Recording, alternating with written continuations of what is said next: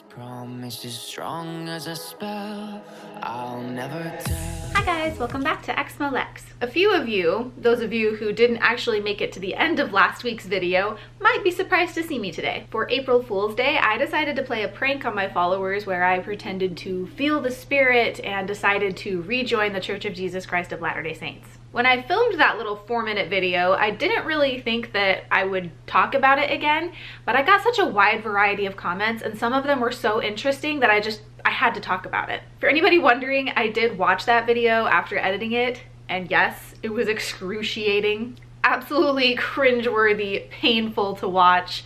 Sorry for putting you all through that.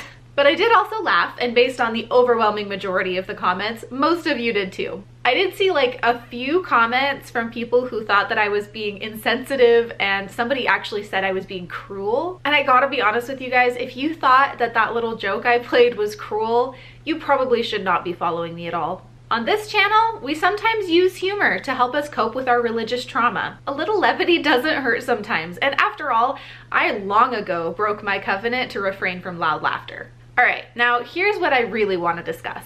While definitely not the majority, I did see a few comments saying that before they realized that the video was a joke, they felt what Mormon adjacent people would call the spirit. A few ex-Mormons even said that while they were watching that video, they questioned their own decision to leave the Mormon church. And remember, they had these feelings based off of a made-up story I told as a prank. I had decided like months ago that I wanted to do an April Fool's video, but I came up with that little story just a couple of days before filming. The little story about like reading the scriptures for a video and feeling the spirit, it was all completely made up. None of that actually happened. As most of you guys know, I was a member of the Mormon Church for 25 years, so I'm extremely familiar with Mormon testimonies. I've publicly borne my testimony in church probably hundreds of times, and I've heard Mormon testimonies thousands of times. I know the inflections that they use, I know the timbre of voice that they use, I know the times to add a sniffle and appear to get emotional. In other words, I've seen it often enough and practiced it often enough to know how to make it appear real, even if it's not. And I know not everybody fell for the prank, but it was a lot of you. I've read the comments. Hundreds of you believed what I was saying. Don't you guys find that fascinating?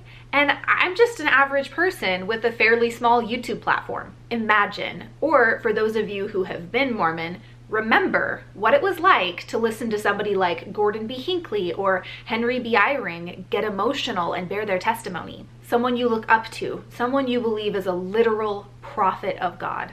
And they have all had decades more than me to get familiar with how to captivate and convince an audience. Getting choked up, adding a little shake to your voice, using phrases like, I know beyond a shadow of a doubt, I testify, I could never deny what I know. Those things will impress an audience. You start crying, so will half the crowd.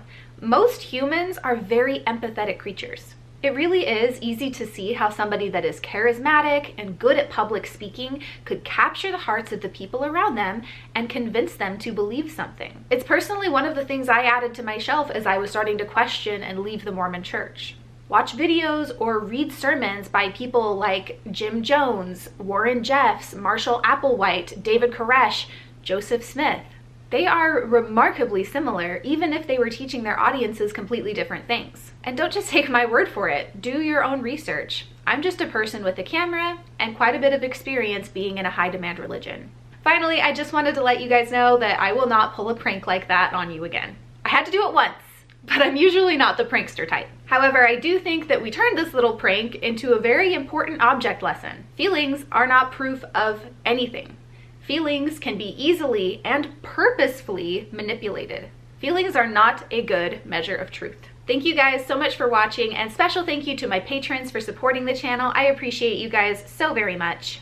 Extra special thank you to Craig Call, Doug Davis, Tans, and the Exmo Candle Co. for supporting at the Demon tier on my Patreon. Today's patron of the day is Aubrey Markham. Aubrey is an honorary Exmo and has been a patron for 33 months. Aubrey, thank you for being my friend. Thank you for being there for me when my shelf crashed, and thank you for your support. If you guys would like to support the channel, there are links to do so in the description below, as well as links to all my other social media if you want to see more content. Thank you for being here, and I'll see you guys in the next one. Bye!